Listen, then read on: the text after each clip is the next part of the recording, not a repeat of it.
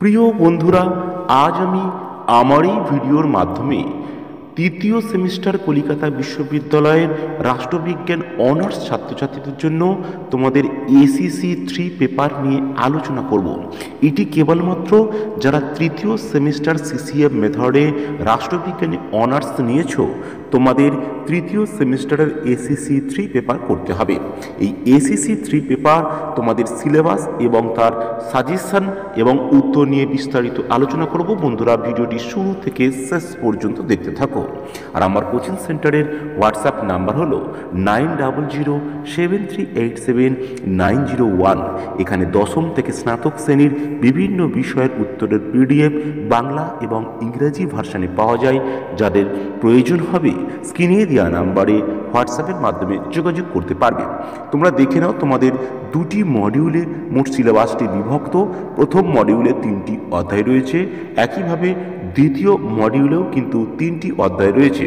মোট 6টি অধ্যায় দুটি মডিউলে রয়েছে।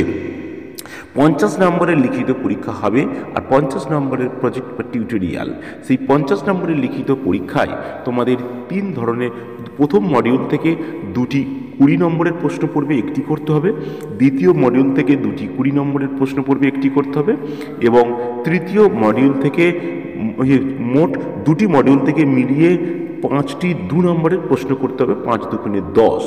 এই বড় প্রশ্ন যেগুলো খুবই গুরুত্বপূর্ণ সেরকম 10টি প্রশ্ন দিয়েছি। এখান থেকেই কিন্তু তোমরা যে দুটি 20 নম্বরের প্রশ্নের উত্তর করতে হবে কমন পেয়ে যাবে। পশ্চিমবঙ্গের গ্রাম পঞ্চায়েতের গঠন ও কার্যাবলী আলোচনা করো।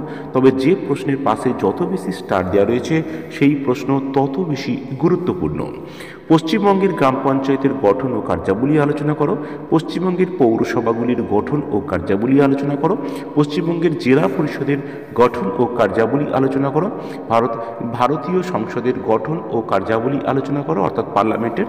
ভারতীয় পার্লামেন্টে আইন পাশের পদ্ধতি আলোচনা করো। ভারতের বিভিন্ন ধরনের কমিটির গঠন ও কার্যাবলী লেখো। ভারতীয় লোকসভার অধ্যক্ষের ক্ষমতা ও কার্যাবলী পদমর্যাদা আলোচনা করো। রাজ্য বিধানসভার অধ্যক্ষের ক্ষমতা ও পদমর্যাদা আলোচনা করো। ভারতীয় সংসদের সরকারি গাণিতিক কমিটি সম্পর্কে আলোচনা করো এবং সাধারণ বিল ও অর্থ বিলের মধ্যে পার্থক্য কী আর সংসদে বিল পাশের পদ্ধতি আলোচনা করো। তবে 10এর প্রশ্নটি খুবই গুরুত্বপূর্ণ প্রশ্ন। বন্ধুরা, আজ ভিডিওতে এই পর্যন্তই। ততক্ষণের জন্য সকলে ভালো থাকবে। দেখা হবে পরবর্তী ভিডিওতে।